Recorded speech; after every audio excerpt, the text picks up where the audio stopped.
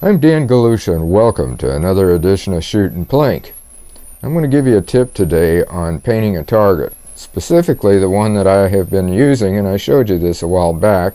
It's a Shooting Target7 KYL. Now, of course, that stands for Know Your Limit.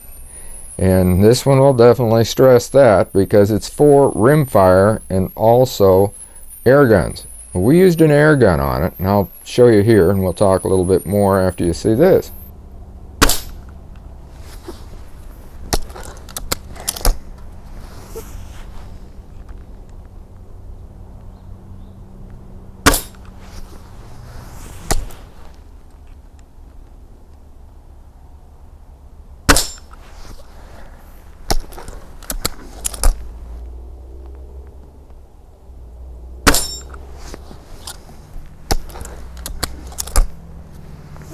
Well, you'll notice that it was kind of dark. In fact, it happened to warm up enough that I took the air gun out and I shot it with a Gamma Swarm, the Fusion Gen 3 it is. And it was dark. It was very, very hard to see. I was shooting with open sights and I was freestanding in some cases. And by it being dark, I thought, man, I got to improve this. Well, there were some pits in the paint, in the red paint that I had, and I'll get this up here now for you. Like I said, there were some pits in the red paint, and I'll show you the one because I've got it here. I've got it repainted, and I'll show you. This is the original right here. You see it's kind of a dark red. It was like what you've seen where I was shooting, and then bring it around here and you can see that it's much brighter. These sides are all brighter. They're all darker like I showed you over here.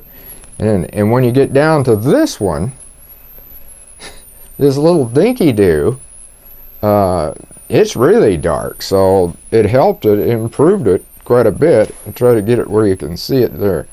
That's a little shinier now. Well, what did I do to do this?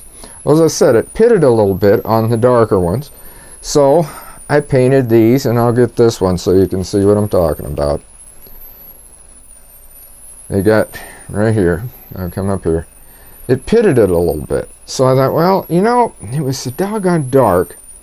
I'm going to try it with white paint. So I did, and the white that I've got was just, I don't know, it covered, but it didn't. It had more of a run. It seemed like it was going to take longer to dry, which it did. So I let it dry good on the white. And I thought, you know, really, I want it red. But I'd like to have a brighter red. Well, I just took and put the red over the top. This is even smoother now. And as you've seen, this is much brighter than what this is.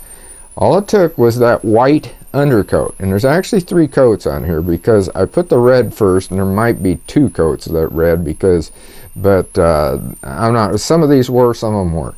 And this one, I put the red on it. And then, like I said, I repainted it with white, and then I put the red, and now I've got a much brighter color, as you've seen when I was flipping that back and forth. So that's pretty much all you got to do to get it up there brighter, is to paint it with white and then put the red on top. But I would say to actually paint first the red, then the white, then the red.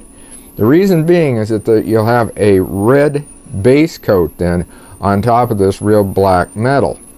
And again, this was with the, and of course they're not all black like this. You've got others, and you've seen all those. I've got my silver ones that are the Ultra Mega that's put out by the ST7 bunch, and also some of the older style that they had, which were the Super Locks. And those have got a yellowish zinky color. Again, you'd want to color them up with it, but with that silver, now there's a difference. It depends on what the color of the actual target is. You could paint that white if you wanted, but you've also got these magnetic stencils, like what I did with one that I've been showing people. As I put the stencil on, left the bright silver of the Ultra Mega, and then I painted it the red so that the bright silver, once I removed that stencil, the target pattern was bright silver that light will actually reflect off of. So it's kind of a thing of what you want to do experimentally, but when they're dark like this black, I would definitely say go with, if you want a red, go with a red, then go with some white, and then go with some red again, and it's going to be brighter. Should be able to see that better, which we're going to be shooting at this with air guns and rimfire in another video. So until next time, shoot safe and have a great day of plinking.